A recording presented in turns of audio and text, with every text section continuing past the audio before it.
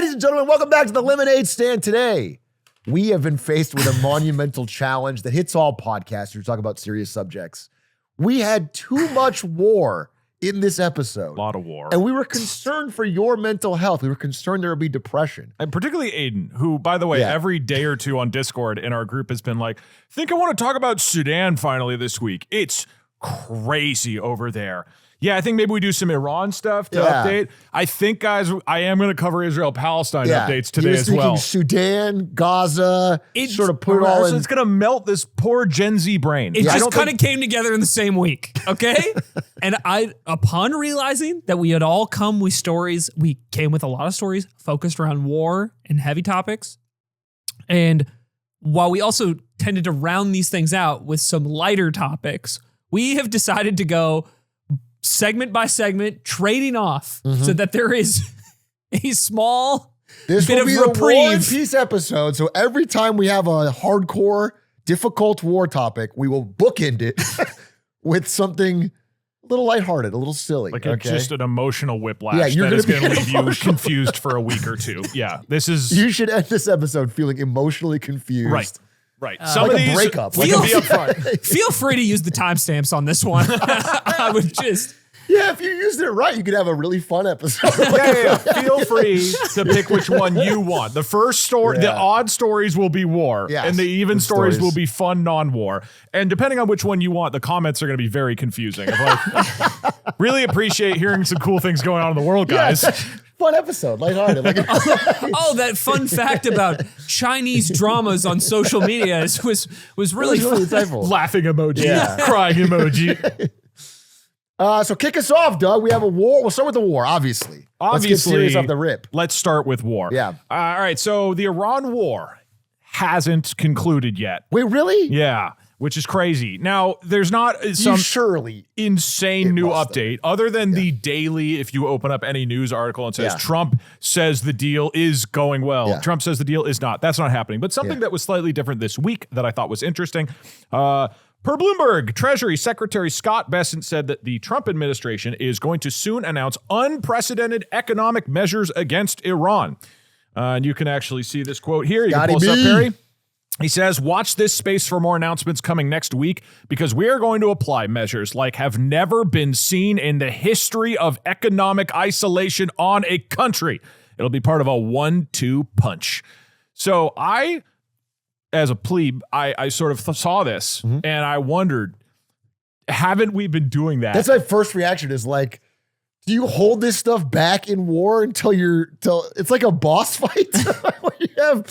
I'm pretty sure we've been doing economic sanctions on Iran for a long time, actually. And so what I thought would be fun is I did some research on what is the history of economic sanctions on Iran? And I have decided to use my executive assistant to Claude to make this visual diagram, which is of course somewhat oversimplified, but I'm going to walk us through how exactly has the US's economic pressure on Iran changed over time? And that will lead us into what is Scott Bessent even talking about? What else could we possibly do? So let's start with pre-1979, before the Iran Revolution. Oversimplifying, everybody's cool. But after 1979, there's that hostage crisis. I believe there's that movie about it made by Ben Stiller called Tropic Thunder. Yes. So, correct. On the x-axis, we're going to go through notable moments that change. And on our y-axis, we are seeing these countries are either neutral with Iran, they're a medium pressure that they're putting on Iran, or really max pressure, everything they can possibly do. Got it. Okay. So in 1979, quite a while ago now, 47 years, the U.S. kicks off pressure on Iran. We seize assets, we do trade embargo. Ayatollah's taking over. And Ayatollah's taking over, U.S. is not upset. Most other people are kind of chill. But move forward to 1995. This is when it becomes a little more modern. Bill Clinton is president and becomes very upset that Iran is funding Hezbollah, Hamas, Islamic Jihad, and they're suspecting a nuclear program. So 30 years ago, Bill Clinton is like, I think Iran's screwing up and we're going to ban stuff. Wow, you nailed that, Bill Clinton. Yeah. That's mostly what I spent my time prepping this morning. Yeah, no, I felt like I was in the 90s. He said, I did not have sexual relations with Iran. So we're not economically. Not economic. He said, economically, we're actually kind of on a break right now. Yeah. Okay.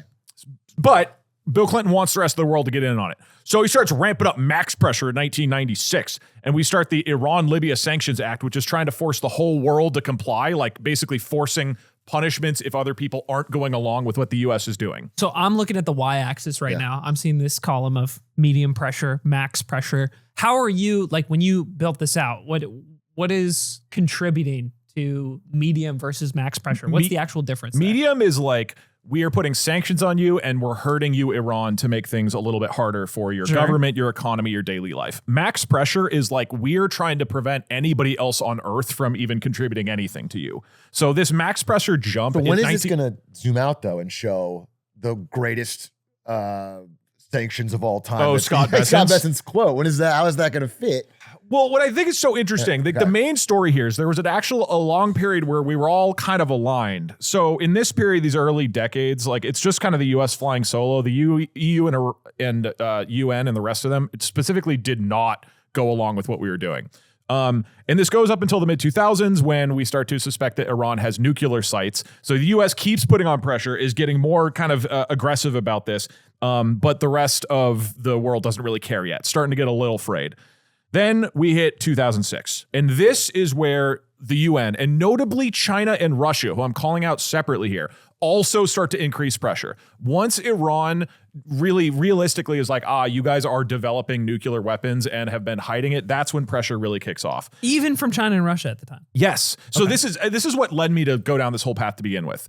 Were they aligned with us? And so for a while they were. China and Russia voted on the UN security protocols that basically said, all of us are going to put pressure on Iran now. And then, in fact, China and Russia kept putting on pressure. EU and other UN members start putting on even more. We go even farther above what is necessary beyond the US exemptions. And eventually, in 2012, we cut Iran off of SWIFT, the banking system, right? So you can see in 2012, really the takeaway for this is at 2012, everybody in the world basically was aligned against Iran, including their theoretical allies, China and Russia. Because of that, the Iranian currency collapses in 2013. Inflation's rampant. They elect a new president who comes to the bargaining table, and this kicks off the famous Obama nuclear deal era. So all of the pressure starts to ramp down over the next couple years as negotiations happen. Okay. And then in 2015, we actually get the nuclear deal signed. So to summarize all of this, there's this 30-year-long period where the U.S. is going, we hate Iran. And we eventually got everybody else on board after the nuclear program. And the deal is signed, and finally everybody is cool with Iran again. Is this symbolic of, so that deal comes together and there are no more sanctions on Iran during that period, or is it just very limited compared to what it was before? Basically, everything pulls out. So if you've ever heard about the Iran nuclear deal, that the core tenet was Iran agreed to stop a lot of their nuclear program, sell off a lot of the enriched uranium they had, and they would allow inspectors to come and, I believe the word is invasively like look at their everything they're doing and like deeply inspect it. So they agreed to all this inspections. Okay. And in return, the sanctions are going to be lifted almost in its entirety. They get put back on SWIFT. So the global banking system, they can actually buy and sell from other countries again without all this hassle. Sanctions are lifted. Asterisk, obviously all of this is a little oversimplified. There's still some sanctions there from the US about terrorism and whatever else. But there's this, the Obama nuclear era deal did get everybody back onto like neutrality with Iran. And for the next 3 years until 2018, Iran actually followed through with it. Like the agency that checks this stuff went into Iran and they monitor all of the nuclear things. They were following their end of the deal. And then we elected Donald Trump. Sheesh. And in 2018, Donald Trump, after this whole decades-long history of making this happen through negotiation and no warfare, in 2018, Donald Trump says, fuck you, Iran, and we step back from the nuclear deal.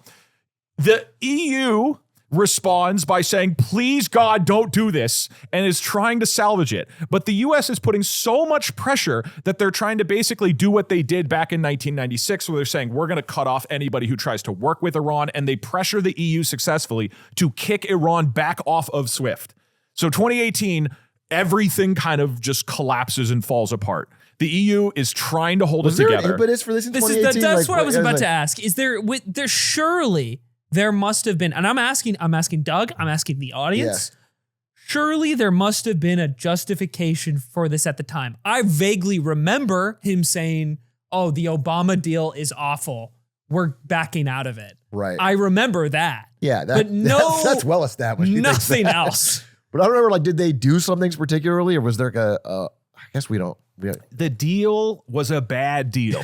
And here are the 3 arguments made why. One is that Iran is agreeing to like shut down its nuclear programs, less centrifuges, things like this, but only for 10 years. So there was like a time limit on how their restrictions lasted. And so he's like, that's a terrible deal. And of course, this is like Trump and Republicans and shocker, Israel. And then it was like saying they're lying. They're still funding all this terrorism around the world. And this is like a shitty deal that we should not have agreed to. But I mean, that's why it was a big deal when Trump backed out of this thing that like the world had kind of put together. Yeah. And Iran was agreeing to at the time.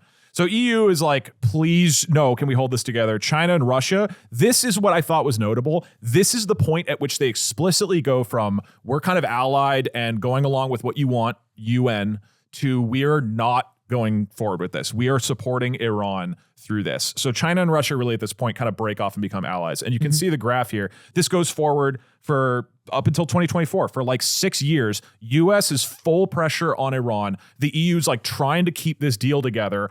Iran, because the deal was broken from the US side, is like, we're going to enrich uranium now. Like, if you guys aren't doing your end of the deal, we are going to enrich uranium. Chess, though. I will 5D say, chess. if you're Iran in this scenario, it does feel like a bit of a fuck it, we ball, right?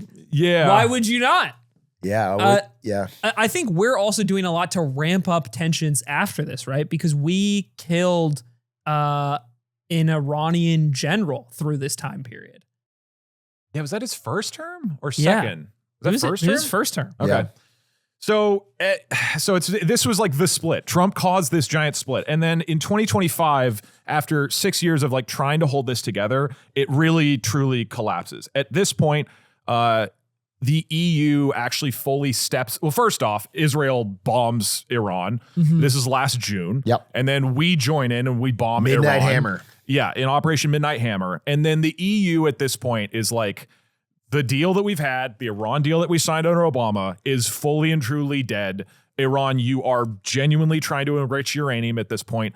We're reinstating all of the sanctions. So that state, that like 6-7 year period where everybody, all that's back now. That all went back up last September, I want to say, when the nuclear deal is fully off. And at the same time, China and Russia are going, you can't add the sanctions back on. You're the ones who broke it. And so they have explicitly been supporting Iran at this point. And so this is where we are now. We're in this world where the US, I mean, it's just interesting to look at the history. The US has been like full pressure this whole time and been dragging the EU up with us. And for a period successfully got China, Russia with us. And now have not. The last, 7 years. Dude, what sucks about it is like the only way it's really effective is if you get China and Russia on board, because that's where they sell all the oil to, or that's like the part of the trade network that gets all. That's where most of the economy is. Yeah. So all of this leads to the question, if this is what the U.S. has been doing for the past 47 years, what the hell does Scott Bessent mean when he says we're going to unleash economic pressure? We've been going almost max speed for 47 years. Yeah. So what exactly does it look like? he mean? Well, it looks like China ties, right? 90% of oil is being bought by China from Iran. Yep. And so there's been some minor sanctions on like minor Chinese refineries, which China partially just told them not to comply, by the way. But the next step, if you want to actually do economic isolation, is to sanction the major Chinese banks. And then, of course, that is like, Dude, we're like in soft World War III. That's crazy. Major escalation. So here's where we're at. We've done everything we can up until this point. And when Scott Bessent says we're really going to do economic isolation, there is one thing left, and it's burn every single bridge with Chinese financial systems and therefore the country. Have you seen that China made an anti-foreign sanctions law, this new court that literally handles if you are a corporation in China and you don't deliver something, don't do something on time because of the impacts of U.S. sanctions, they will hold you liable. So it's basically saying you have to choose, and you will go to jail if you don't do what you said because of U.S. sanctions. Like if you follow the sanctions. So it's like forcing a split for a lot of companies. It's causing a lot of companies a huge amount of headaches basically right about now, where they're like hiring massive teams of lawyers to figure out how we can somehow straddle this line because they don't want to fall afoul of the U.S. sanctions and they don't want to fall. Yeah. But they're being forced. They never were forced before. Now they're forced to pick. Yeah. You're like, you will be liable. So it's this really weird fucking thing. And dude, of those two allies, Russia's already sanctioned to hell, right? Because of Ukraine. Yeah. So it's like China's the one left. Like that's the opportunity, which is scary. It sucks because I think about this theme that Atrioc has presented across a lot of your content in the last 2 years. And it's this idea of as the US pushes towards this sense of isolationism, leaving all these allies behind, you're losing your ability to leverage change in the world. Like, and I'm not saying that the Western order has necessarily always advocated for good changes. But this example of, oh, look what happens when everybody works together. Like everybody in the world at that time pushed for sanctions on this one country that they didn't want to develop nuclear weapons. And then they came to the table and made a deal because of it. It's a bad deal, I heard. And then you can see this instant diversion where by blowing it up, you lose the support of a bunch of the other parties. And this seemingly successful method of leverage, we're getting further and further away from it by every decision we've made in like the last year and a half. I mean, this is a really interesting presentation, Doug, because I think this 2016 breaking of this deal really feels like the beginnings of what has become like this China, Russia, Iran, North Korea, separate web. That, it's like this weird, we're having these soft proxy wars and all these different stuff, but they're all connected. It's like this was the breaking of that order, and they just said, fuck it, we're not going to stick to this plan anymore. It's a total self-own. It's like you got the whole world to work together to put pressure on Iran and got them to wind down a nuclear program with no war. And you got them to elect a president who was like open to negotiations. And it was like this proof of this all working. And then on the other side, we come in, go max pressure, shut down all deals. And then shocker, it ended up in war. Well, not max pressure. Get ready for what's coming. Yeah, you're right. Sorry. This is we'll add one more Y axis here. Yeah, for +1, max pressure +1. You know who needs to be under the pinpoint of maximum pressure, I would argue? Who's that? Maybe Steve Ballmer. Maybe Adam Silver. Lighthearted story. Okay, so that was serious. Fun watchers skip to right now. Welcome, fun watchers. Fun watchers. You skipped the first story. You're here. You knew it was going to be that last story was a good time. That was a good time. All right, it's weird. I've almost forgotten about all the consequences and details. I'm sure you guys probably know this story, but I'll give you a little tiny primer. You guys know the NBA has a salary cap so that one team with the billionaire owner can't buy all the players. That's the idea, right? They have a salary cap. Some teams, I found out during research of this, there's also a salary minimum because the fucking Detroit Pistons just tried to not pay anybody for years. And so there's a salary minimum. So anyway, there's a salary cap and teams can't pay over it.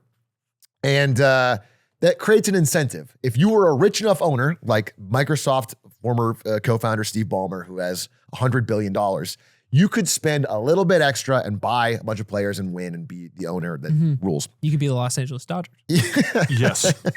We actually have a cool example of what can happen. Yeah, it happens in European sports all the time too. So anyway, Steve Ballmer sets up the Clippers in LA and wants to he's got to compete with the Lakers. He wants to be the dominant team. He's building a new stadium. And he's like, all right, I've got an idea. Well, this is ostensibly the reading of it. I can't afford to get my 2-star players, Kawhi Leonard and Paul George, on the same team with the salary cap. Mm-hmm. And reporting comes out from a great podcaster, Pablo Torre, that says that he circumvented the salary cap by giving $50 million to a fake green bank called Aspiration that was going to hire Kawhi Leonard to do a sponsorship where he didn't have to do anything, and it only applied while he was on the Clippers, which is a really weird thing for them to agree on. And that was the idea, okay? So this all happened, and the reporting came out, and the NBA goes, you know what? We are going to look into this. This is a serious thing. He wins the Pulitzer Prize for this reporting. We're going to look into this. Really? Wow. Yeah. I mean, it's a really powerful, well-done piece of reporting. He interviewed whistleblowers within the companies, all of whom are like on camera with their voices guys saying, yeah, we were circumventing the salary cap. Wow. Nobody understood why we were paying Kawhi this much money. Because again, you could look at Aspiration, this startup, and who they were paying for public relations. They paid some celebrities $7 million, whatever. And then all the it's $7 million, $7 million, $7 million. And then $50 million for Kawhi Leonard, who did nothing. It's very obviously salary cap circumvention. So anyway, the report comes out today from ESPN, who stands by the reporting. It's not 100% confirmed yet, but they've been challenged on it, and they said we're standing by it, that the NBA is going to offer in terms of punishment absolutely nothing. That they don't think he's guilty at all. They've investigated for now 11 months. They found nothing.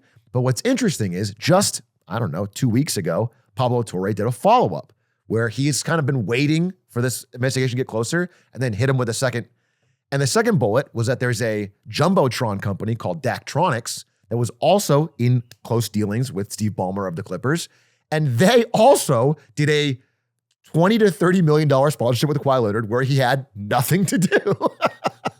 Dude, it's just like literally nothing. Like this story's so funny because if Kawhi just got off his ass to do an Instagram post, there's like some plausible deniability. You had to do, if you made one Instagram post just with a hashtag smiling ad, with a Jumbotron, it's like the lawyers have so much more gray area to defend you because you did do something. So when you say he literally did nothing, no, he did. I'm saying nothing. Wow, and he made it part of his deal. Like if you read the contract he did with Aspiration, it's like Kawhi Leonard maintains his sponsorship as long as he never leaves the Clippers and he has the right to refuse any sponsorship action. And he just didn't do it. It's because it's like they looked at every plausible line of deniability they had for the future and just said, nah, let's not do that. And just hope that nobody finds out. So listen, just to be super candid, if you watch his reporting, it is so obvious what happened here. There is no reasonable human explanation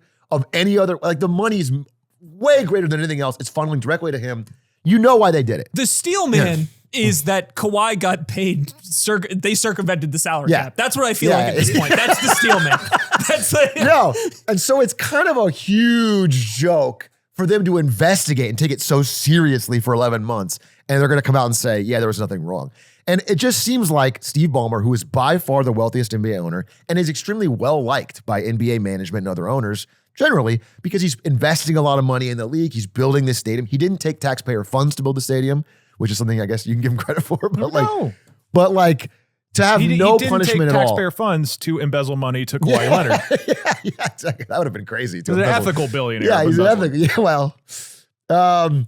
So they couldn't find any evidence. And it's just crazy to have somebody publishing this stuff who wins the Pulitzer Prize and they say there's no evidence. What's interesting about this story is that Pablo Torre announced today that he's got possibly one other ace up his sleeve. So it's going to be, I think he's timing it for when they do their official release. So they're going to do the official release that there was nothing going on. And then they're going to dropping some new. Another piece of evidence. How do you explain this? Yeah. So he's really done a masterclass. I mean, I think his saving of the DougDoug thing was extra cool because he had Mark Cuban come on his show and basically defend Steve Ballmer, all the while knowing that he had this extra ammo in his back pocket. He didn't reveal it. That's the update. I don't know. I think what is the counter? Like if Mark Cuban went on that show, what is the counter to Mark Cuban and Steve Ballmer's counter is that how could I have known I just invested in this? I invested $50 million in Aspiration. How was I to know that they can do what they want with it? I don't control their sponsorships. The fact that they took that $50 million and gave it directly to Kawhi Leonard is not my business. Okay. So there's no question that the money went to him for doing nothing. It's just like it's whether or not the owner actually directed any of that. I guess that's the plausible deniability is that someone else in the organization orchestrated it's the circumvention of the salary cap no matter what. Well, but no. Someone else. Their defense is that these companies are just stupid and they just invested money in Kawhi Leonard and he didn't do anything and they're just dumb and we don't know why they did it even though we have great deals with them and they helps us out. Like sponsors do famously give away tens of millions of dollars for zero deliverables. Famously. Dude, it's just the zero deliverables is what makes it so open and shut. But yeah, that's their defense. It's not that there's no salary cap circumvention. These guys are just stupid. But I mean, you have to be a child to buy this argument because DougDoug was at the exact same time they do this, having very close deals with Steve Ballmer to build the Jumbotrons for his brand new stadium. And he gives them all this extra money and they give it to Kawhi Leonard. And it's like, and he doesn't do anything. And it's okay, just come on. I do have one last question sure. about it. You know what the luxury tax is in the NBA. Yeah. I don't know exactly how it is enforced or works, but the idea is you can go over the salary cap if you're willing to pay an extra fee on top of it and it's like tiered out, I believe. So like if you're a certain amount past the threshold, you start paying this luxury tax. You go even further beyond that, you pay more luxury tax. Steve Ballmer's pretty rich. Why not just pay the fucking tax? Or NBA, is there a limit on the amount it's you like can this give? is the band they want everybody to be in. Then there's a band above it. That's like the luxury tax where it's like, okay, you're a little rich. You know, the Suns owner famously went right into that, bought a bunch extra. Then there's like the first apron. I don't know why they're called aprons, but that's where they start adding penalties more than just financial. Okay. And then they have the second apron, which is what he would have crossed to do this. And it's like, they like take away certain first round picks. There's like real penalties to your team because they knew that some owners are so rich, they wouldn't care and they would pay extra. So they started doing like competitive penalties at a certain level. So this is like an attempt to avoid the penalties of the aprons and like maintain, you know, it's less about, I think, purely money and more about, because actually based on the numbers being thrown around, the amount of money he spent above and beyond what he would have had to just give Kawhi in a contract is massive. Like keeping all this going and like the extra money he had to pay them to do this salary type intervention is like a lot.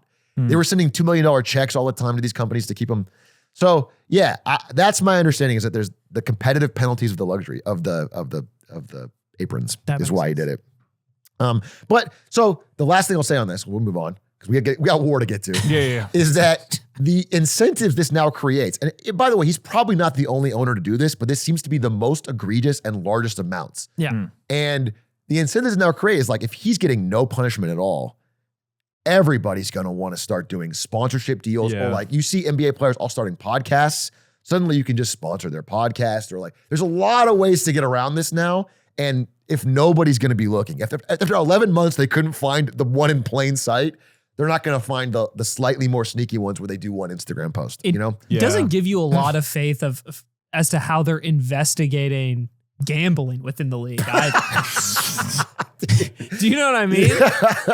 It's always so funny when they have like an ESPN first talk about the problems of gambling and there's the gambling sponsor right on the The odds for the tonight's game are like. Oops. Look who it is. Support for the show comes from Shopify this week. Isn't that fine and dandy? You flirty little minx, Shopify. Well, the thing about Shopify is if you're running a business, you can sell pretty much anything on there.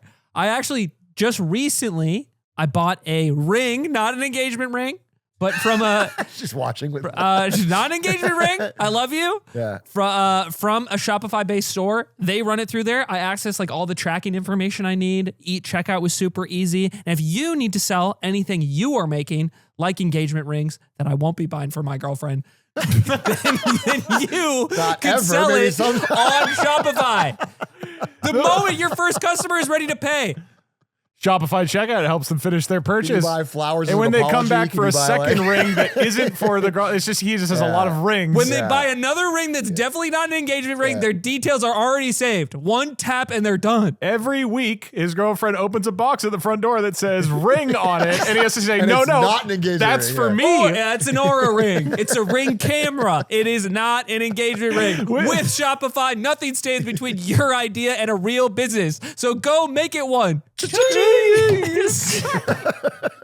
Your free trial. Shopify.com/lemonade. Start your free trial Shopify.com. at shopify.com/lemonade.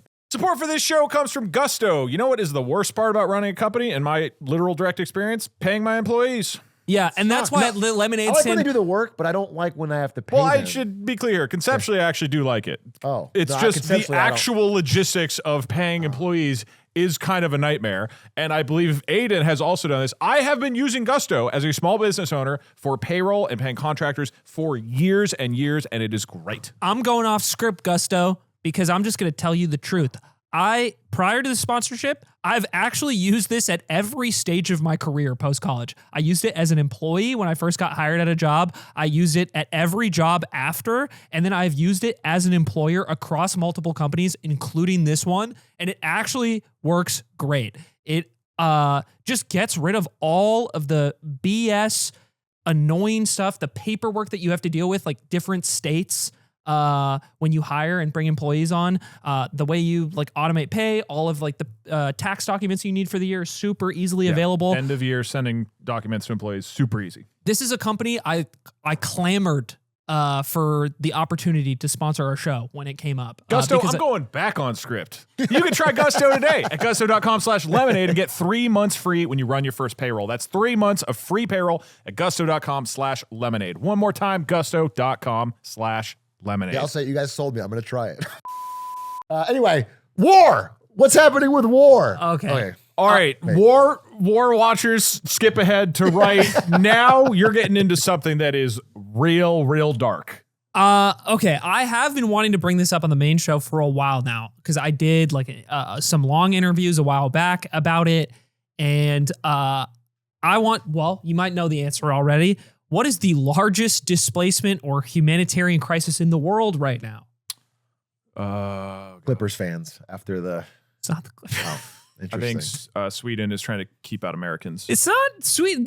We're concerned about that we for are other sure. reasons. Well, it is the Sudan civil war right now that started in 2023. And I don't know. I want you guys to answer this genuinely. Can you guys think of what the most recently recognized country in the world is? Oh, that's a great question. You say recognized? Yeah, like officially recognized. In order to really become a country, you need basically all the other countries to recognize your status as a country. Yeah. So can you think of what the most recent one was? It was in 2011.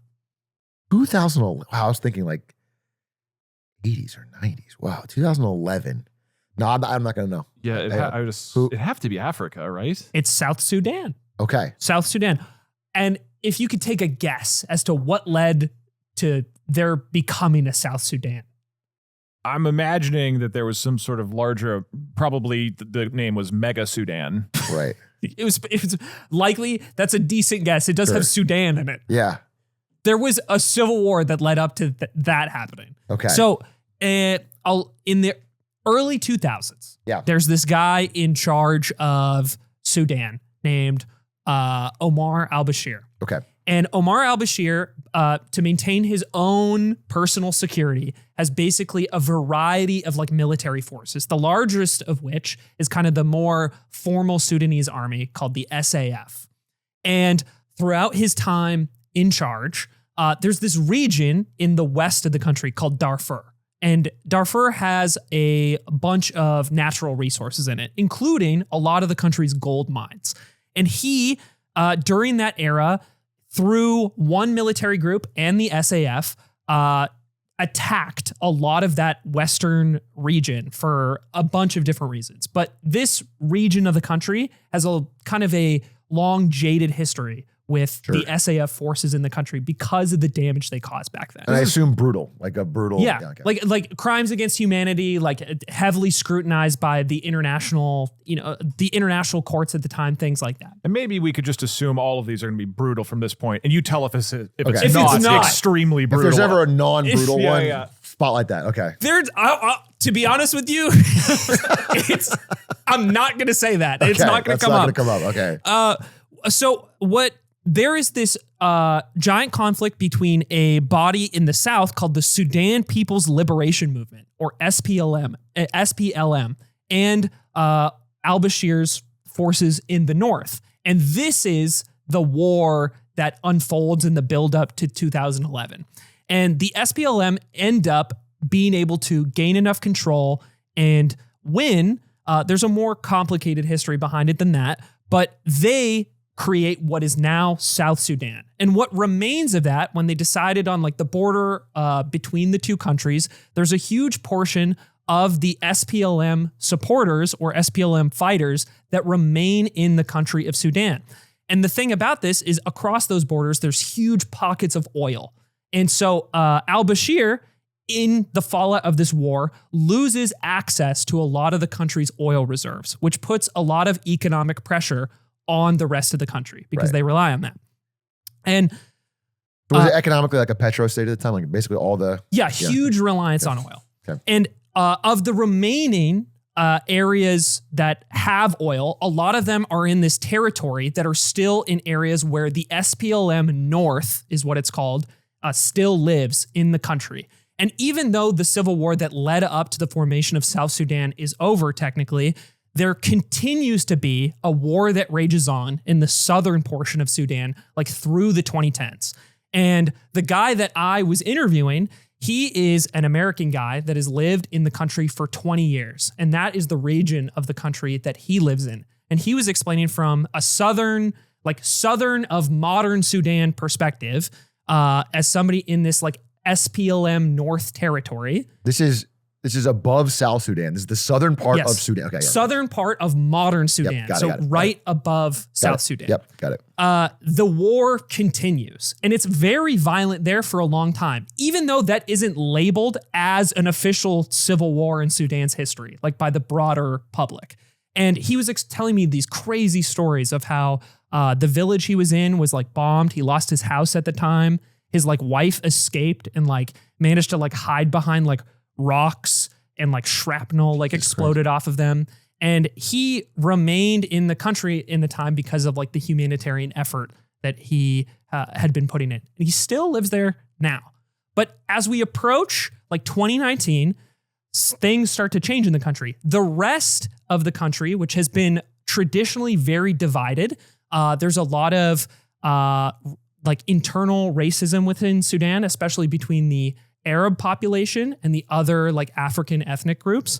And as the country is like crumbling economically, al-Bashir, the guy still in charge of modern Sudan, starts to be put under like more pressure and scrutiny. And this actually unites a very traditionally divided country. Like al-Bashir and his supporters put a lot of effort into stoking these like racial flames in the country in order to divide people. And eventually people came together and is like, this guy in charge of our country is doing a terrible job. We're like economically disenfranchised. There's no opportunity. We're falling off since the end of this previous civil war. We're going to rally together and, do a coup and get this guy out of power. And there's two major bodies that decide to do that at the time. There's the SAF, like his main portion of the military that was behind him before. And then there's this other military organization called the RSF that he also had formed previously. Because remember, his security strategy was, I'll have all these different like paramilitary groups like act as my army as a whole, because that way they're all like vying for my attention, and therefore it's easier. There's no one that could coup me. That I have a lot. Yeah, exactly. Yeah. So these two big ones, the RSF and the SAF, push him out of power and like take over the country. Does he flee, or what is he? What you know? He fled because he's still alive. Yep. I believe. And the two of them, the two guys in charge of these two factions, RSF, SAF, are now in control of the country. But the country, as you can probably guess, still isn't very stable in the wake of this. They're going through all these negotiations with like international powers in order to like establish the new order of the state and bring stability to the country. But they can't agree on who's actually going to be in charge between the two of them. And the RSF, which is has heavy influence in this Darfur resource region of the world, they have a lot of this animosity from the 2000s and the damage that the SAF did there at the time, and they really don't like them, right?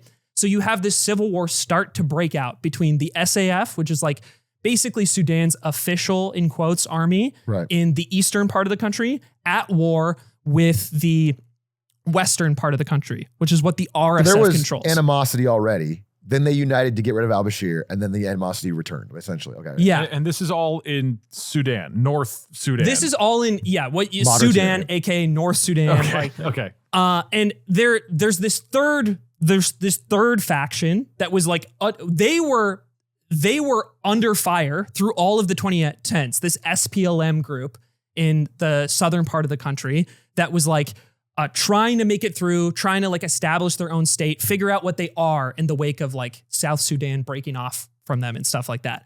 And then the two bodies of military power that were like pummeling them for the 2010s are now at odds with each other. And their attention kind of shifts away from the southern portion of the country into this like west versus east battle. So weirdly enough, during this civil war, this southern portion of the country is like relatively quiet. and chill. Like they're in a period of reprieve from all of the violence. Okay. But that continued to this day? Kind of, yeah. Oh. Because these two sides are so distracted with the conflict between the two of them in the majority of the country that this faction of the SPLM North is actually pretty insulated. So this war, has resulted since 2023, there are 25 million people who are like under threat of famine. Keep in mind, this is a country of like 52, 55 so million 1 in 2 people. basically, So right? like half of the country. Like 4 million children are estimated to be starving like throughout this. An estimated, and it's really hard to like count up the total death toll in the war because of like the way information travels and is distributed. But like up to like 400,000 people have been killed in this war since 2023. And one of the largest conflicts was a huge city in the Darfur region in the West is called El Fasher. And SAF had control over that city for the first years of this conflict. And what the RSF, which controls the bulk of that region, did is they put a siege on that city. So they made a huge berm around the entire thing that you can see on like satellite. They like built it out over months. A lot of giant berms in Africa that I've been learning about the past That couple we weeks. did not know about. I had the exact thought. I was like, we've been weirdly touching on berms recently. Yeah. And they enclosed the entire city. And what this did, and keep in mind, after they enclosed it, there were still like 270,000 people living in it. And the goal was to starve them out in order to take it. And this prevented any UN or aid groups to be able to get in during this time. And the city is under siege from the end of 2024 until 2026, earlier this year. And nobody can get out during this time. And at the beginning of this, like the early reports of what's going on is like people inside the city are starving. There's like no food. There's limited water. People cannot like live life because they're under this siege. And then eventually the RSF was able to take the city. And the terrible, awful, awful thing, it's hard to even like describe this on the show. As the city fell, the military groups like didn't allow anybody to leave. And they killed, over the course of like the week that it took to take the city, they killed like 70,000 people out of the 270,000 people that were still living there. They like there's insane reports of like gang rape, and there also aren't a lot of videos going around about the conflict because the limited access to like power and like cell service in this area. Is there a reason for that level of brutality to just kill 1 in 4 people? 1 in 5? I mean, I couldn't speak to the the history of anything. Deeply complex, but I think there's a lot of history behind like the way people approach these things. I think there's also just tactics that are used in like war historically that are used to like, put fear into people and to commit this like level of atrocity. I watched like a report. It's really hard to watch, but it's like just people getting lined up on the side of the street and just going down the line, like shooting them. And it is so truly harrowing to watch and like hear survivors' accounts from what happened. It is honestly, even reading about other conflicts, like it's so unlike anything I've really ever like read or seen. And this happened like earlier in this year, and the city fell and the RSF now controls it. I think there is some animosity that rolls over from the 2000s when a lot of these people who see the SAF as the enemies that committed atrocities to them during that time, that's part of the reason. I mean, it for feels the like violence. decades of eye for an eye, Yeah. atrocities and brutality. Okay, so this is a turn of something still part of this story, but maybe a little lighter. Is which country, if you remember, did we talk about recently had people in Ukraine for drone training? Colombia. Yeah. And what's crazy is there's a huge number of Colombians involved in this conflict that have been like commissioned by the RSF. The natural question is, what are a bunch of Colombians doing in the middle of the Sudan civil war? Yeah. Why? So the other thing that comes into play here is there's a bunch of other powers in the world that want to fund and back these sides, right? On one hand, like Egypt is probably the biggest backer of the SAF, and they have a strategic interest in the country because they're the country that borders it on the Red Sea. This is a giant trading route to the rest of the world. Stability and a relationship with Sudan is really important because of the Red Sea. And then on the other hand, the biggest supporter of the RSF has been the UAE, which they vehemently deny. But if you listen to the reports of these Colombians, and there's this crazy, crazy article that just came out on the FT about them interviewing a bunch of these Colombian agents, basically. And they're like, we've been trained by UAE soldiers and like paramilitary groups in other countries in Africa. A bunch of us have like visited the UAE. And the UAE is supplying a bunch of money and arms to the RSF side of the conflict, the side that committed that atrocity in Al Fasher. So you might wonder why. Yeah, that was my first question. Why?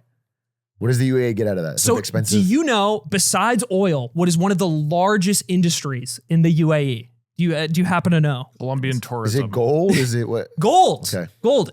The UAE is a huge point for the world's gold supply because they do a ton of like processing and sale of gold to like outside China parties. built a big gold transition bank there, or a settlement bank. Yeah, and it's so control over the global supply chain of gold is really critical. And there's a ton of gold in this region in Darfur.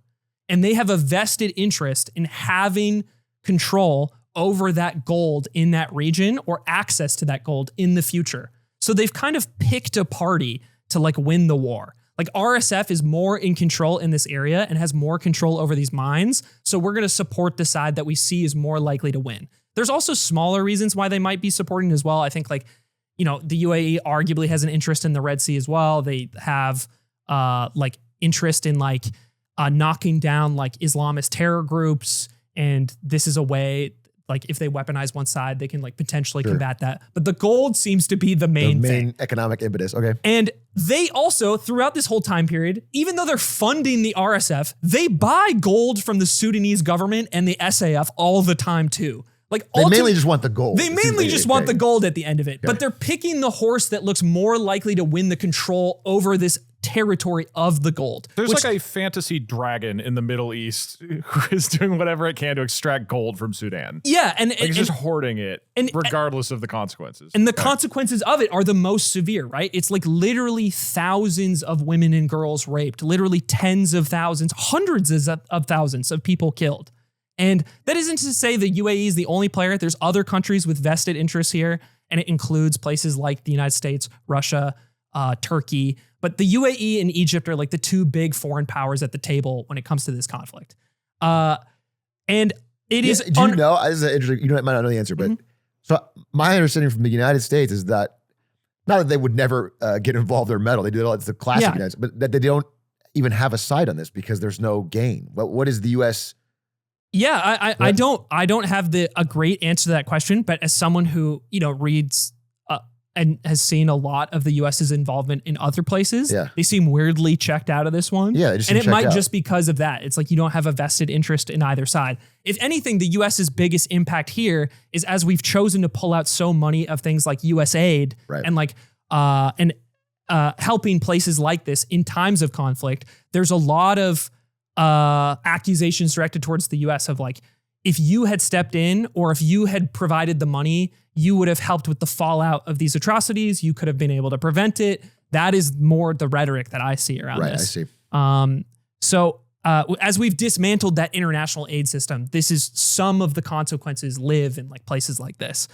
I thought this, and the Colombians are there because as the drug wars have like wound down a bit in Colombia, there's a bunch of people in Colombia actually with like insane expertise in like guerrilla warfare and either on the Colombian military side or on the drug cartel side that just have a lifetime of experience and are like really well-trained soldiers relative to like other mercenaries available for hire. So they're just going where the work is.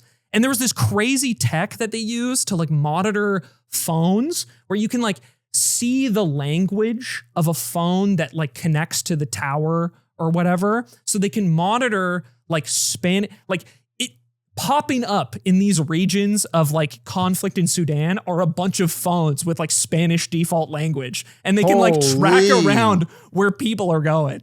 I just, that's wild. The cascading like global connections and consequences of this are so insane to me, and the real human cost is absurd.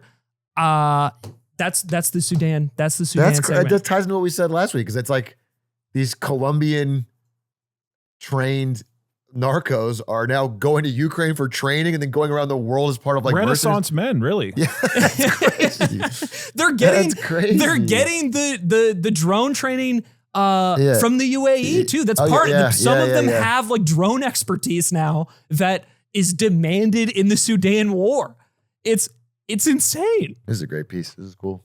Wow. Okay.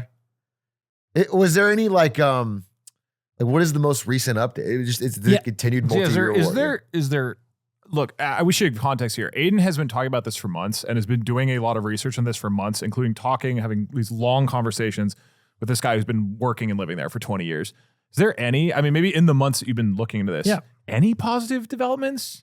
Anything that's moving towards? Is it just like, this is just awful and that's it? To be honest with you, not really. Like I think there isn't, I wanted there to be kind of like a light at the end of the tunnel here. It doesn't seem like it. I think the last big city in the Western region that hasn't fallen under RSF control yet is called El Obeid. And people are fearful that basically what happened to El Fasher is going to happen there next. And it's like the next city to fall before they have control over that entire portion of the country. Yeah, dude, I wish the only positive piece I really had in the whole thing is that weirdly enough, in the wake of like civil war distracting the rest of the country, this southern faction, the SPLM North, actually has a weird bit of sanctity to it now, because the rest of the country is fighting each other. And I strongly encourage people to like read more and look more into it. It's very complicated with like a huge amount of history to it. And I was thinking, I'd love how are you going to do this? Good luck. Good luck. You need to have a scalpel. I want to see a surgeon level precision on how you do this transition. So I'm on the verge of tears right now. That's an extremely sad story. When you look, dude, I was like actually almost crying in the office this morning. When you look at the countries involved and the proxy war within Sudan, there's a name you don't really see, interestingly enough, China. And then I looked into why. And it seems to be because the entire country has been distracted by micro dramas on their phones. Yeah, I'll take that. Welcome back. If you're looking at only the happy segments. Fun times. Boy, if you like happy ones, I would go back and watch that, because that was if like, you love that was you skipped ahead, but that one was an easy listen. It was a breeze. I think stay on this one for a bit and then maybe go back at the end of the episode. What I will say is, if you're interested in watching both halves of this episode, don't do every war in a row. Like, oh yeah, that would be a tough one. Don't do, man. Okay, Okay, all right. I'm also interested in this because you tell me about it. I'll jump in with those. Okay, all right. You might not have known this because Quibi failed horribly in the United States, but micro dramas on your phone are rip-roaring through the world, okay? It's a fun story. Pull this up, Perry. You got micro dramas. Now these are short 1 to 3 minute episode shows on your phone where you pay per episode. And while you might not have heard of this, because I hadn't until recently, these have been blowing up in China for like 9 years now, and now are starting to spread to the rest of the world. They seem to be largely about vampires and rich people, billionaire type things, including the double life of my billionaire husband. Watch out, I'm the boss lady. My firefighter ex-husband burns in regret. Or this exclusive, the discarded ace. Sheesh. So, Dude, so my firefighter ex-husband burns in regret is awesome. That is fucking it awesome. sounds like the fake true crime stories that I was reading a little while ago. Yeah. Similar audiences, probably. Okay, so what the heck's going on here? All right, so this started in China. This was actually in the 2010s, but then it blew up during the pandemic, where all these production companies were like, people want to watch short vertical videos on their phone, and we could turn a show into like a quick little bite. Funny, because again, we tried this with Quibi in the US and it failed horrifically, but this has been going extraordinarily well in China for a while. In the past couple years, people started to bring it to the US. So you may or may not have heard of these. I hadn't, but here's some interesting things. First off, these are filmed insanely cheap. The entire series is estimated to be about $200,000, where, for reference, most TV show episodes are millions of dollars, especially depending on the production. It's very focused on romance, rich people, a lot of vampires. It seems to be like Mr. Beast style, all focused on getting you engaged, where every episode is like a cliffhanger hook. Here's a quote from one of the Chinese production developers. He avoids mysteries and thrillers because they aren't great at hooking audiences instantly, in favor of romance, which he saw as both an underserved market in the US and a genre that could sell big emotions quickly. Another quote, the basis for a classic microdrama set piece, the cheap-to-shoot banquet humiliation in which a character is subjected to endless rounds of cruelty in a public place before getting the last laugh. It's Starman.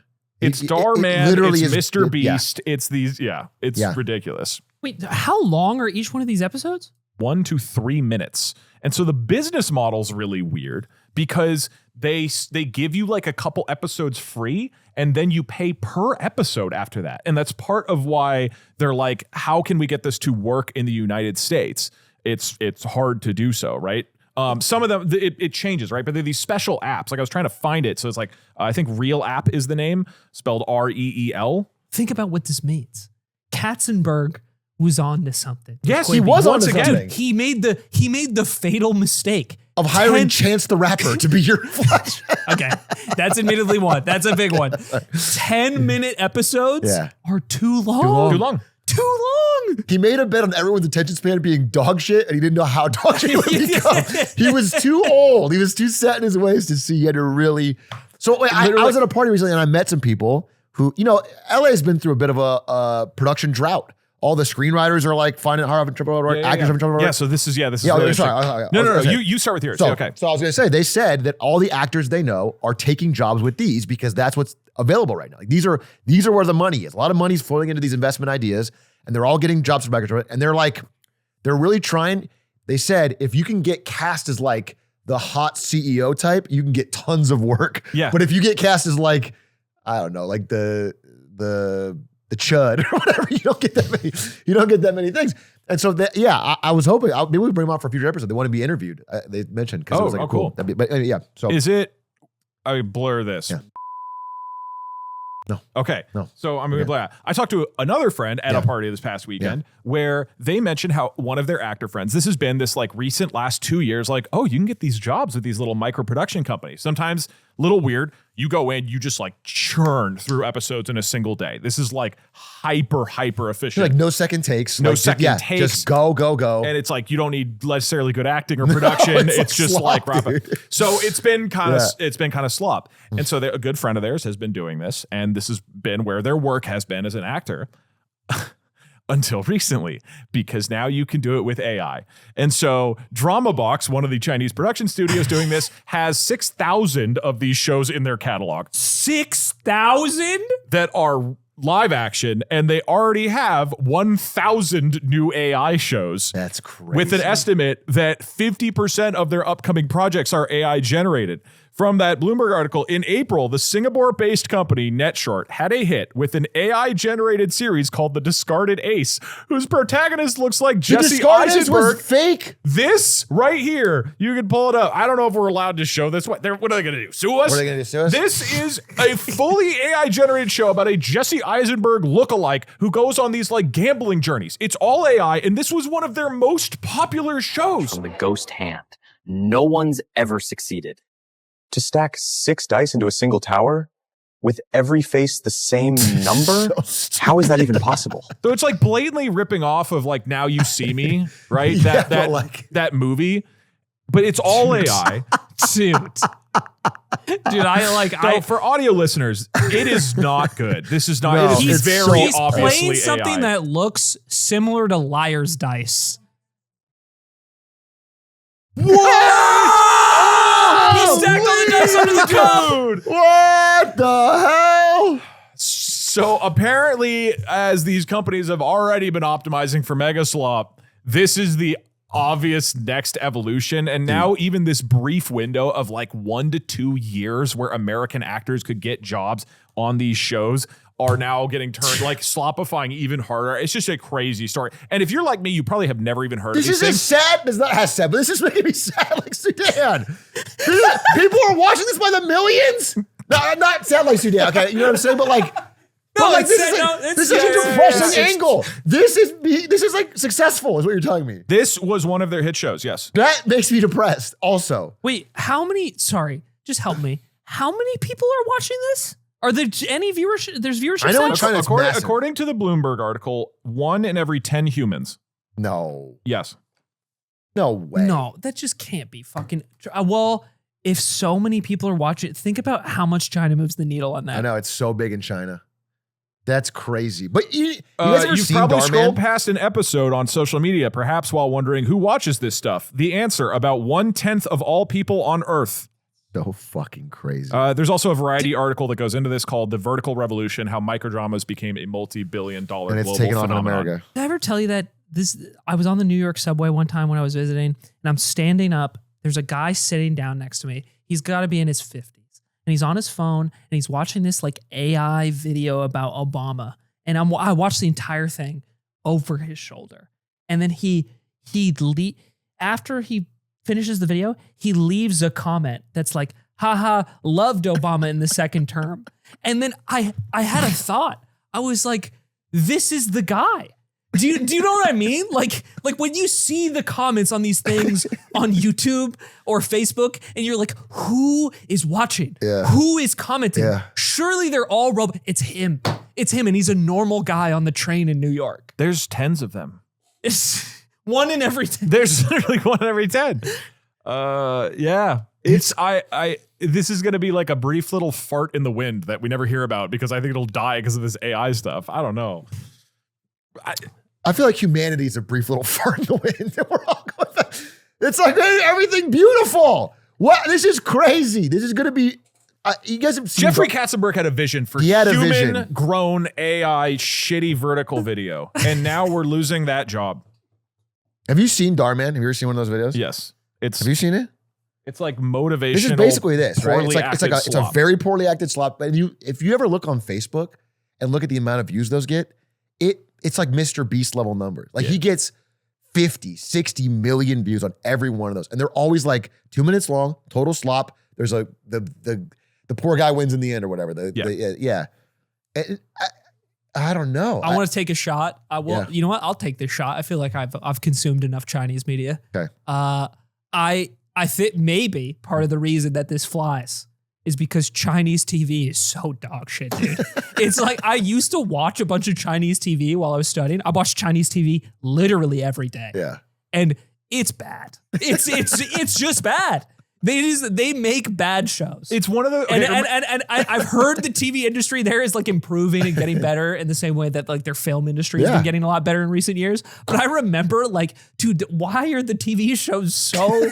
You gotta give me more. I watched one good TV show during that time, and it was called The Bad Kids, and that was the only good Chinese TV show I watched. Was it about a billionaire or a vampire? No, really? That was it was about 3 like really like impoverished kids who like accidentally witness a murder and then like deal with the consequences of that guy seeing that they saw the murder.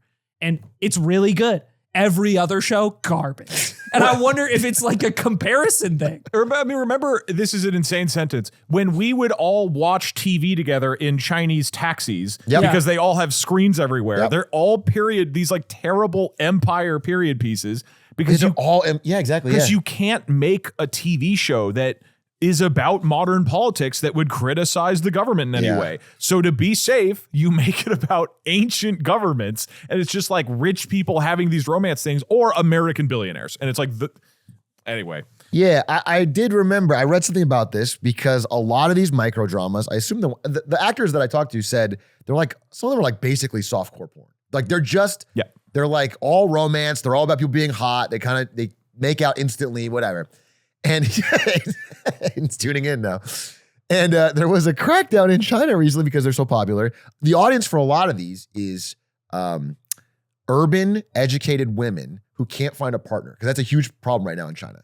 And so they love these things about, oh, I secretly married a billionaire or whatever. And there was a China attempt to crack down on these microdramas to help increase the birth rate because they thought it was making women too picky.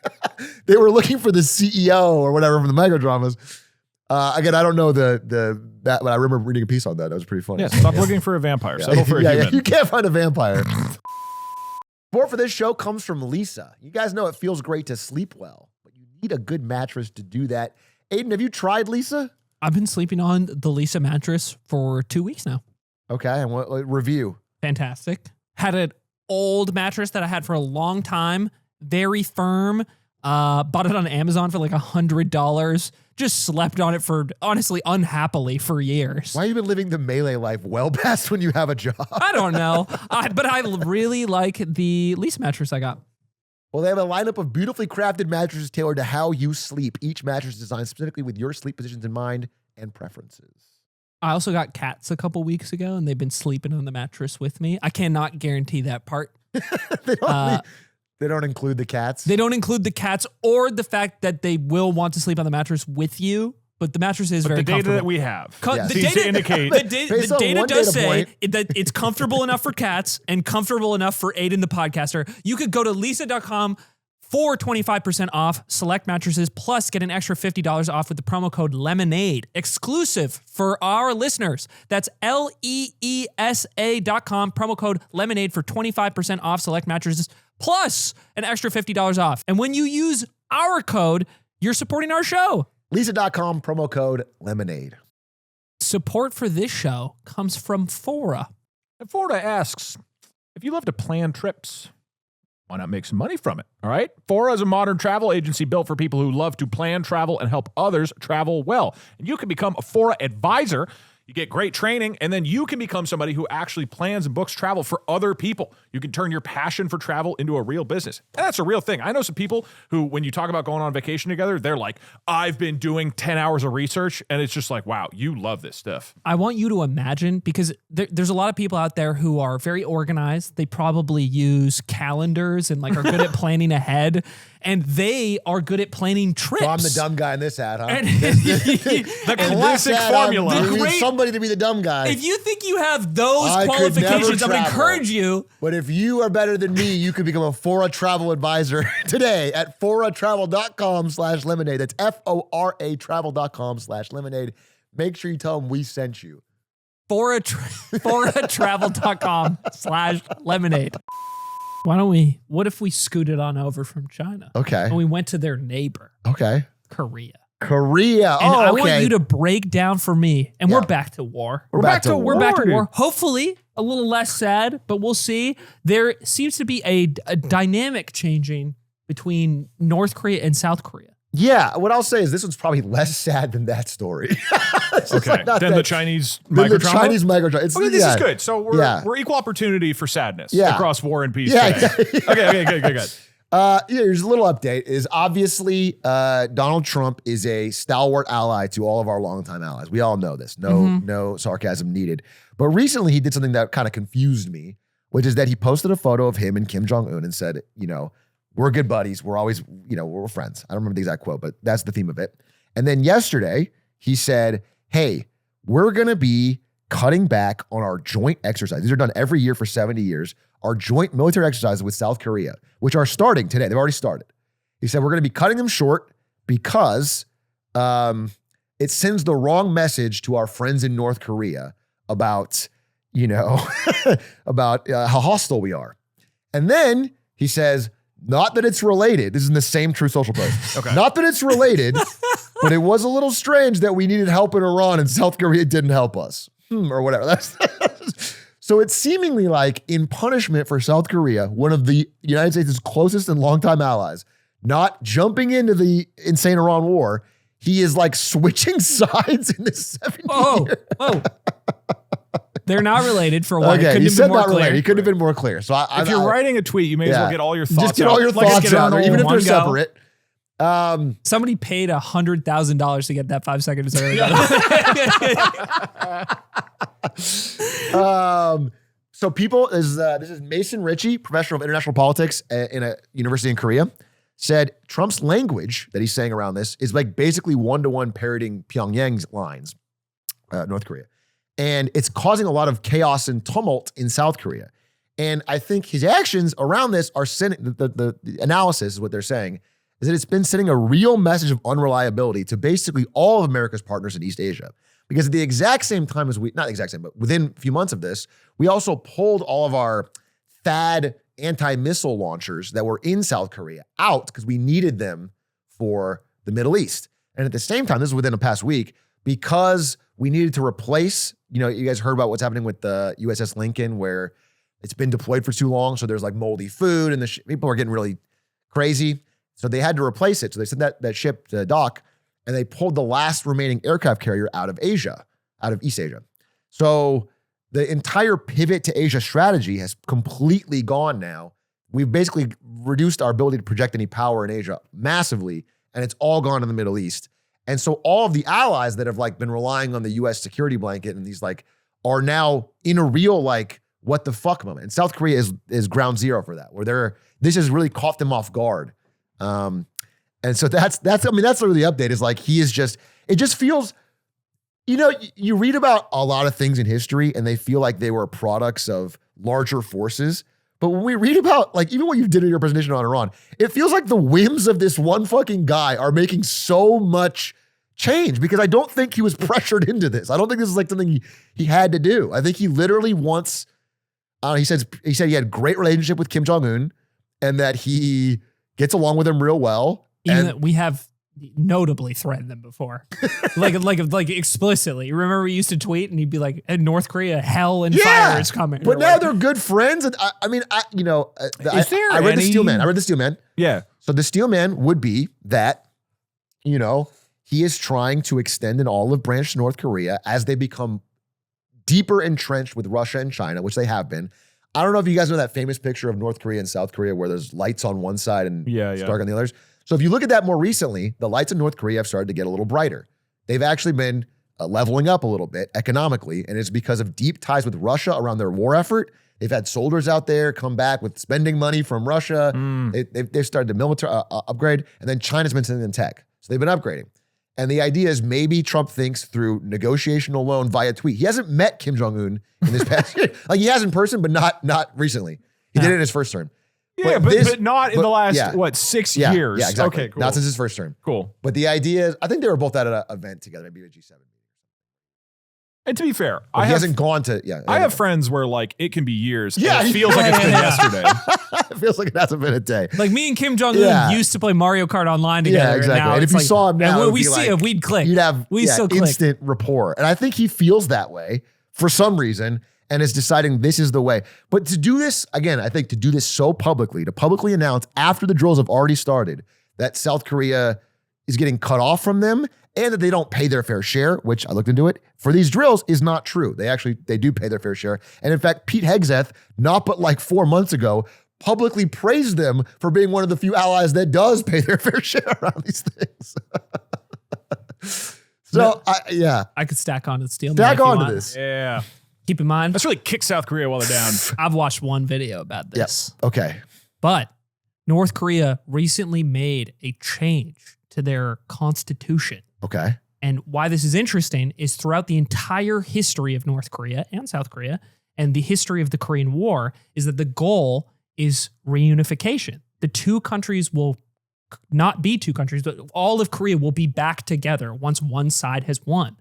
But this year, they made a change to their constitution, which they changed one of the lines about the status of like their state. And instead of saying like Korea, they identify North Korea as its own sovereign state, implying that there has been some sort of internal motion towards we're no longer seeking to unify or like morph South Korea back into our country. We're our own thing and we're moving on as such. So the steel man, I would say if Trump or whoever is advising in this regard is aware of this, maybe they see this as a time where the pressures of the Korean War are no longer the same as they once were. That's something I'm that's right. putting out there. There's a South Korean source that did say that like, if Trump has the relationship with Kim Jong-un that he claims, then theoretically this could lead to a normalization or some talks between North and South Korea. But most of the South Korean sources that I saw were very skeptical that there would be any real talks or any real progress. And additionally, we have to acknowledge the elephant in the room, which is that North Korea is strongly supporting Russia in the war of Ukraine, which we're on one side of, and Iran in the war with Iran. And those are closer alliances for them than whatever Trump is going to Truth Social out. So I find it to be, even from like, even if you're like, hey, listen, I don't think we should do drills in South Korea because we shouldn't have any conflict at all. Just from a game theory on US sticking to what it's said to do for its alliances feels really backwards. It feels really ad hoc. There's no... well, you got to think about it. It's like you make mistakes sometimes, and at least our alliances with everybody else have been so rock lately. solid that just South Korea is getting a little bit of, so you're maybe right. That's the economic sanctions that Besant is talking about with Iran. Like if the whole world is destroyed, Iran will suffer. That's what he meant. If we destroy all supply chains everywhere, they're going to have a really fucking hard time in Iran. We start sleeping with their allies. Never let them see your next move. Speaking of boosting our allies. Yeah, boost them. Let's get on over to Greenland. For the fun one. Nordic wait. fact. Is this fun? It's the Nordic fun fact. I would argue week. this is a little fun and silly, albeit it does have some severe consequences. Okay. Here's my one question for you. Yeah. Is this Nordic fun fact going to end up in Ukraine at all? Because it needs to stop doing that. Dude, I'm not kidding. No. I'm not kidding. No. There's a line. There's no way. There's an easy line to Ukraine on this one. There's no way. Okay. All right. Okay. Nordic fun fact. This has to be fun. Because honestly, our last phone was a little too dark for me. Well, okay. What do you Okay. Who do you think of when I say Greenland and oil? What do you think? Who comes to mind? Like an individual? Like an individual Greenland oil? Any guy I think that of comes to mind. Trump. That's because he wants Greenland's resources. The king of Denmark. King of Denmark. What about Dr. Phil? That was my next guess. Dr. Phil. So there is a company called the Greenland Energy Company. This is a fun one. This is a fun one. Okay. This had better not take an unfun turn. Okay. Which has negotiated a 6-episode documentary with Dr. Phil that he's like producing to go over like the journey of discovering oil in Greenland. When did Dr. Phil get into this type of content? At Twist, all the episodes are 1 minute vertical. And they're softcore porn. Dr. Phil is in a bikini.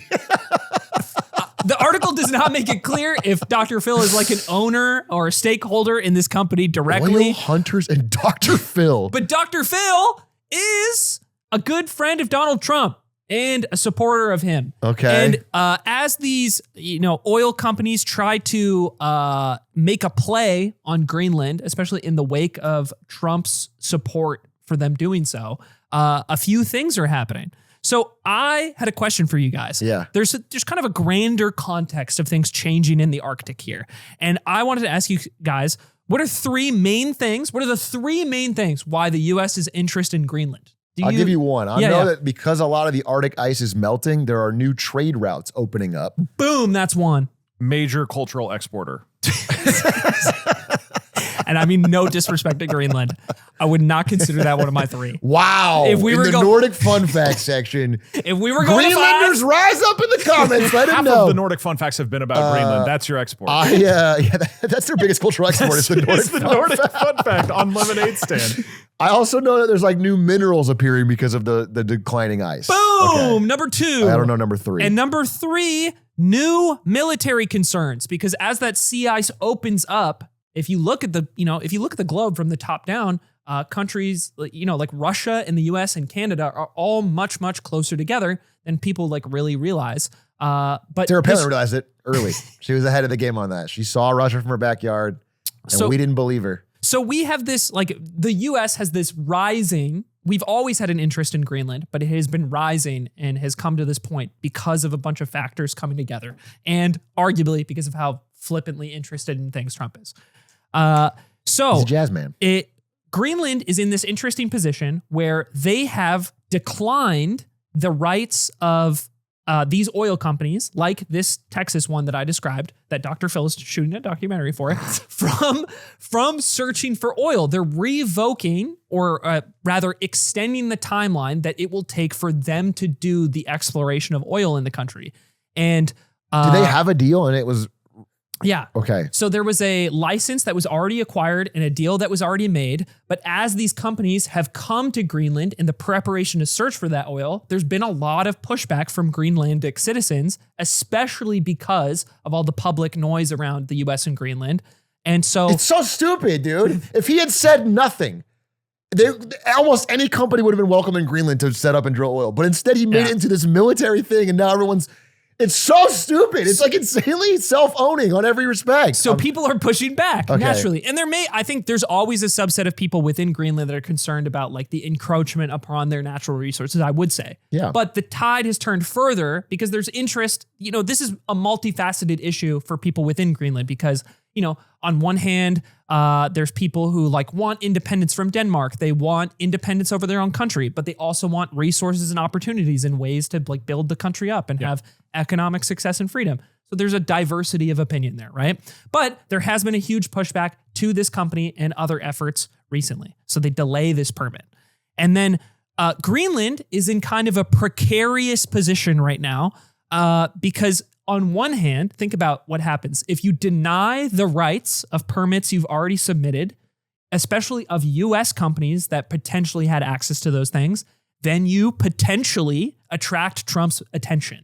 And then he re-aggresses the issue because he's mad that US companies are not getting access to what they were It's a good thing he's not promised. stretched thin at all. I think he's got full attention to focus on this. Doesn't seem to stop it. To be fair. But think about the opposite issue for Greenland is if any company successfully finds oil in Greenland, which is it's contentious as to how likely that actually is.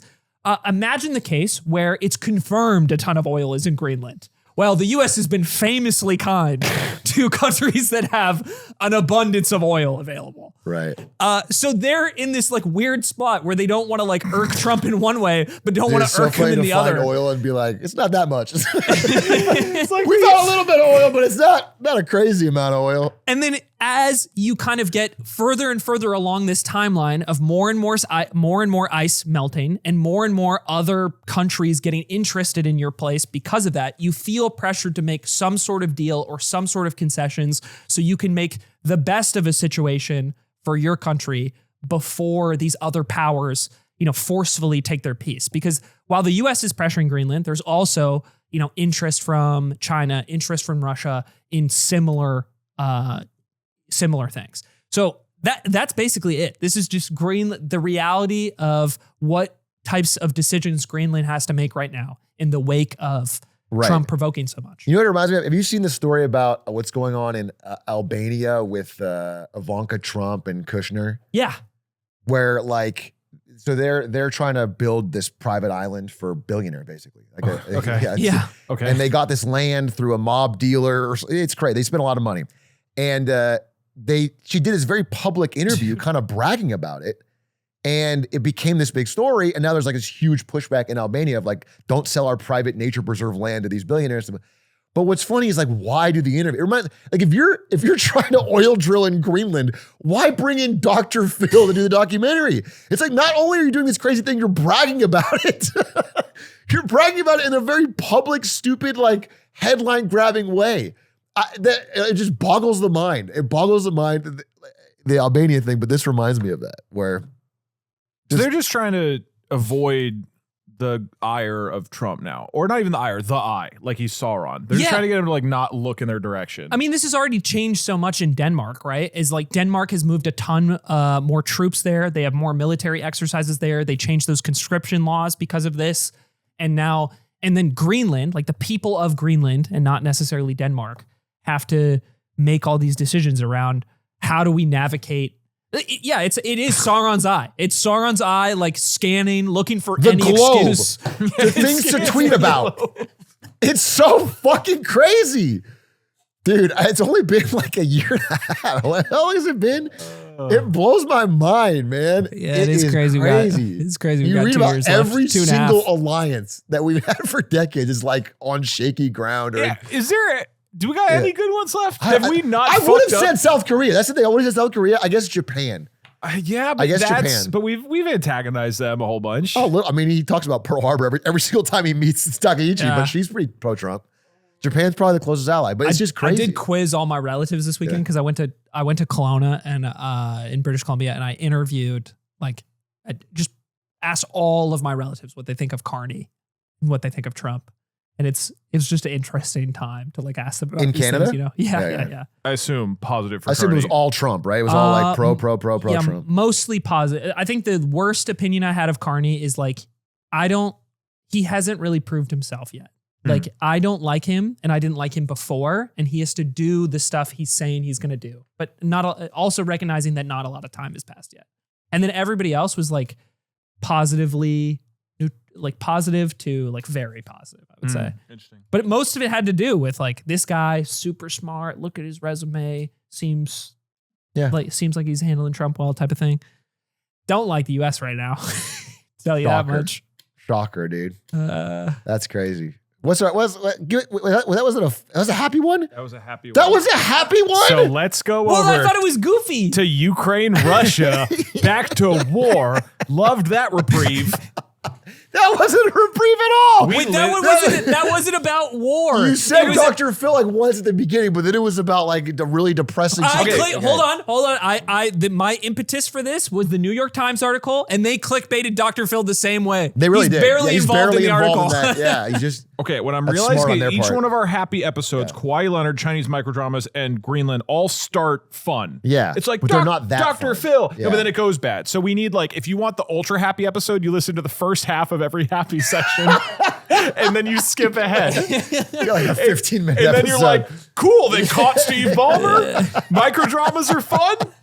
Dr. Phil, hey, let's go over something cool and lighthearted. okay, Russia, you know what? Ukraine. I will say this is obviously not like cosmically lighthearted, but I do think this is a one that ends happier. Maybe I don't know. It's so Okay, funny let because me explain it. In title on our sheet, it says Russian economist plus Ukraine. So it's like, how happy could it be?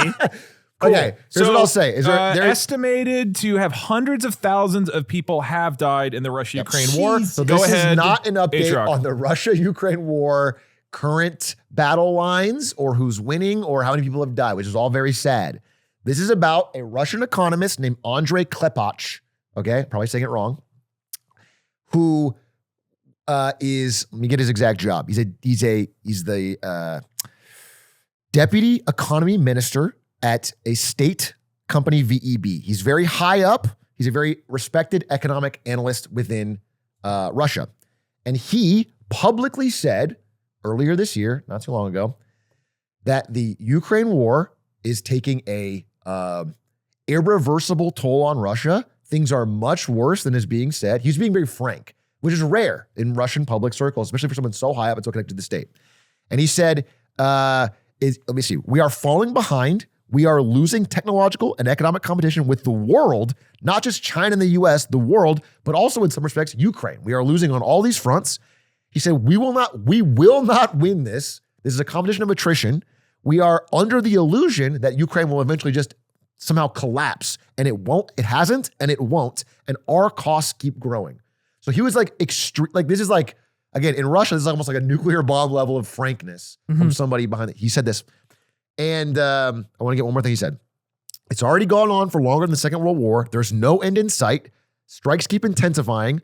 Our losses from the Ukrainian armed forces on our strikes on our ports, oil, gas, and chemical, which by the way is the recent development. We've kind of talked about this, where Ukraine has switched to this drone warfare and it's striking within Russia. It's hit oil ports, it's hit transport. And recently, I don't know if we have NDI set up. If not, if we do, I'd like to show this picture. This is the Amazon of Russia called Wildberries.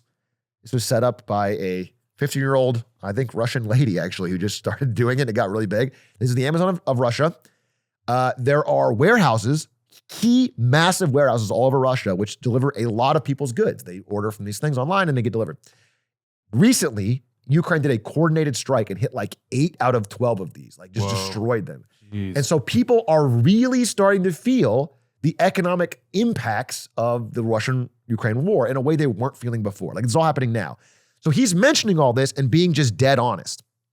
And the call came, this is the report, the call came from on high to have this guy fired. And so instead of like responding to anything that he said, he was just summarily dismissed from his job, kicked out. And now they said his views do not represent that of VEB or the state, and they're moving on. So it's not like it's the happiest story, but it is a sign, I guess, of what we've been reporting on previously, which is that Ukraine's strikes seem to be, at least to somebody high up in Russia, having a material impact, and that the war is not going the way that Putin would like it to go,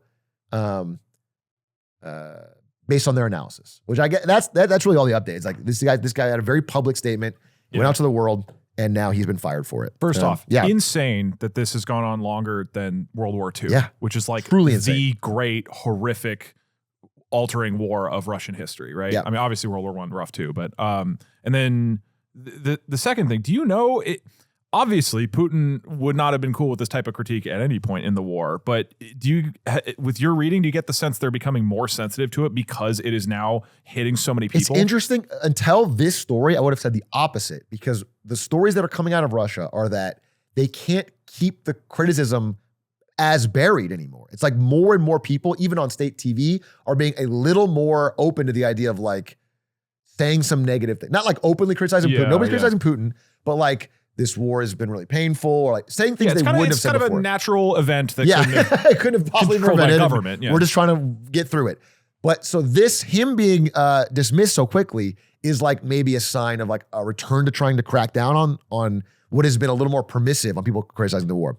And I will say the last thing he said, because this is a pretty stark prediction by him in this speech, was that he says, I believe Russia won't collapse, but I'm almost certain, he said, we will have a social crisis.